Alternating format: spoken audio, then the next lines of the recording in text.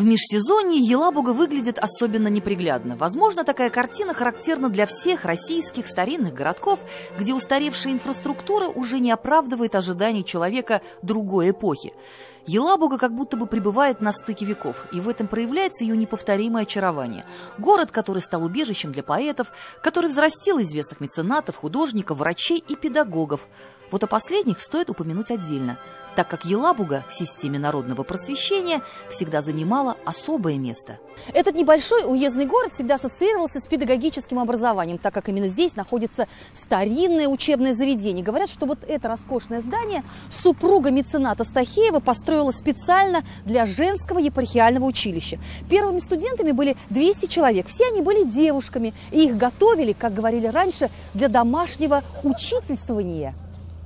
Было это более чем 120 лет тому назад. Только представьте, что уже в XIX веке по этим коридорам именно этого здания, шурша подолами своих длинных платьев, ходили первокурсницы епархиального училища.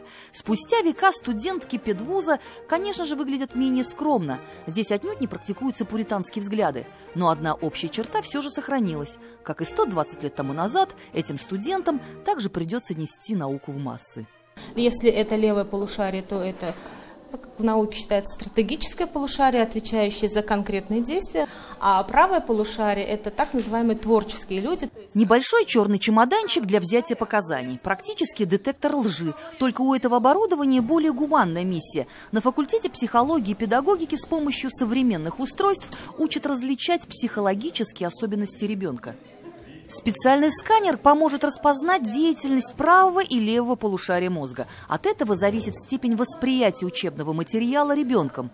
Ребенок сидит здесь, информацию ему лучше давать на доске с левой стороны. То есть по принципу контрлатеральности он ее оттуда психофизиологически воспринимает лучше.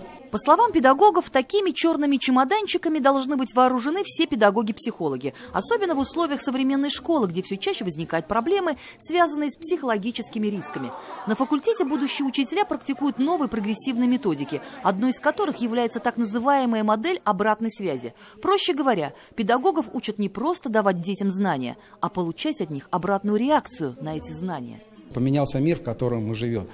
Просто транслятором информации учитель быть не может, потому что у ребенка гаджет каждый день в кармане, гаджет дома, любую информацию, любую он может получить. Соответственно, какое задание, упражнение мы перед ним ставим, что он делает, вот основа, а не то, что он знает. Когда-то такой предмет, как обучение труду, казался второстепенным и не столь важным. Образ трудовика – это странный человек в беретке с киянкой в руках. Но в последние годы, благодаря, возможно, движению WorldSkills, к предмету вновь в стране возрос интерес. В России в этом году даже приняли новую концепцию развития технологического образования. Только вот система образования уже столкнулась с другой проблемой – учить некому и негде. Этот педагогический институт – один из 4 в России и единственный в Татарстане, где до сих пор готовят учителей технологии, но уже другого формата. Плакаты – это было основное, что мы могли показать обучающимся. Так, сейчас система изменилась. Оборудование, как вы видите, да, оно изготовлено из деталей автомобилей, то есть позволяет вести занятия на более качественном уровне. Учитель технологий – специалист широкого профиля с инженерным мышлением, который владеет всеми мужскими профессиями. Как починить автомобиль, как работают насосы и компрессоры, что такое гидродинамика и даже роботов. Будущие учителя-технологи должны уметь смастерить сами. Мы умеем все. У нас очень хорошее направление. Мы, как шутят наши преподаватели, мы и жены хорошие, не стыдно замуж нас отдать, и учителя прекрасные. Почти 70% учащихся инженерно-технологического факультета – это студенты из сельских районов, которые окончили национальную школу. Потому педагоги самостоятельно разработали мультимедийные материалы на татарском языке. То есть, по сути, вся методика для подготовки билингвальных специалистов у вуза есть. Осталось только получить заказ на таких специалистов сверху. Мы на сегодняшний день готовы обучить учителей технологии на татарском языке. Для этого у вас есть все? Для этого, да, есть где-то, есть преподаватели, это очень важно, есть материально-техническая база, есть дидактические материалы, учебники. По мнению педагогов, чтобы решить кадровую проблему на местах в школах, на уровне федерального центра необходимо пересмотреть вопрос распределения бюджетных мест в педагогических вузах. Если еще 5 лет тому назад только один Елабужский институт получал квоту на 500 мест, то, к примеру, в этом учебном году количество бюджетных мест сократили до 160. Соответственно, каждый факультет может обучать на бюджетной основе всего 20 студентов максимум. Студенты за знаниями в Елабугу в основном приезжают из деревень. И многим из них обучение на коммерческой основе становится просто не по карману. Это самый главный вопрос, который сегодня нас беспокоит. Других проблем у нас нет, поверьте. Но нам бы очень хотелось, чтобы все-таки более бережно и более уважительно подошли к подготовке будущих учителей. Я думаю, что пройдет не так много времени для того, чтобы было понятно, что будущего инженера должен воспитать учитель, будущего химика должен воспитать учитель. Елабужский педагогический университет в 2010 году одним из первых вошел в состав Казанского федерального университета. Причины были весьма объективными. По всей стране шла оптимизация или закрытие вузов в малых городах.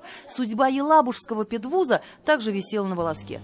Потому, когда коллективу предложили стать участником программы развития федерального университета, решение было однозначное и коллегиальное. Тем более, что этому вузу удалось сохранить традиционную модель подготовки педагогических кадров.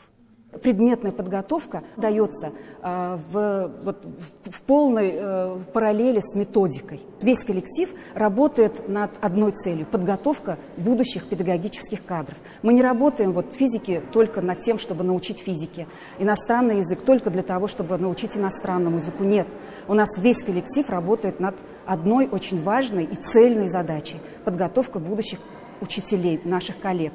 За эти годы педагогический институт смог обновить всю свою учебно-производственную базу. Это новые мастерские, лаборатории. Здесь появились новые возможности для цифровизации образования. Студенты, как и в казанских вузах, учатся на онлайн-платформах, создают свои электронные ресурсы. Все то, что сегодня работает и приносит свои плоды. Все то, что является гордостью народного просвещения. А педагогический институт, по сути, сделал новый шаг в своей новой истории. Эльзира Юзаева и Роман Безменов. 7 дней.